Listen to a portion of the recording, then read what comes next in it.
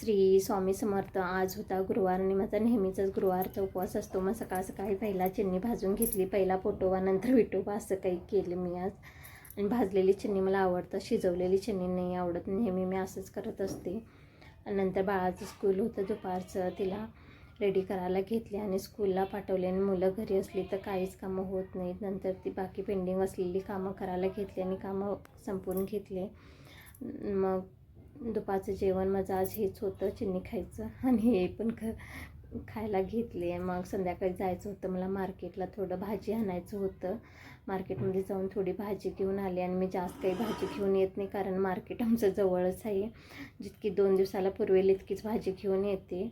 आणि उद्या मार्गशीर्षमधला पहिला शुक्रवार आहे म्हणून थोडी फुलंही घेऊन आले. आणि सध्या थंडीमुळं हरभऱ्याचं सीझन चालू झालं आहे, मग थोडं हरभराही घेऊन आले. आणि ही मला हेल्प करत होती थोडं भाजी काढायसाठी. आणि हे मी थोड्या ह्या छोट्या छोट्या गोष्टींनी तिला बिझी करत असते, कारण की मुलांना सध्याच्या ह्याच्यामध्ये बिझी करणं फार चांगलं आहे. संध्याकाळची वेळ झालेली होती, थोडं अगरबत्ती करून घेतली. तेव्हा अगरबत्ती केलं की घरामध्ये वातावरण प्रसन्न वाटतं. मग स्वयंपाकाला सुरुवात केली. स्वयंपाकामध्ये भाजी नवल कोमल आणलेली तीच भाजी करायला घेतली. मिरची आणि ओलं खोबरं घालून केलेली भाजी छान लागते. मी नेहमी असंच करत असते. आणि सकाळच्या नाश्त्यासाठी तांदूळ भिजत घातलेले ते मिक्सर करून घेतले. चला भेटूया नेक्स्ट व्हिडिओमध्ये. बाय. श्री स्वामी समर्थ.